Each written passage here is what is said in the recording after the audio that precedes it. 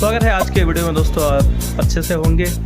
आज आपके बारे में हम बताने जाएंगे। अगर आपको सूखी खांसी है, बहुत दिनों से परेशान है, अच्छा नहीं हो रहा है, तो एक बेहतरीन सिरप जिसको आपने सुना भी होगा। जी हाँ दोस्तों, सिरप का नाम है कोरेक्स DX। ये सिरप काफ़ी डरल्ले से बिकता है, इसका बहुत बड़ा नाम है।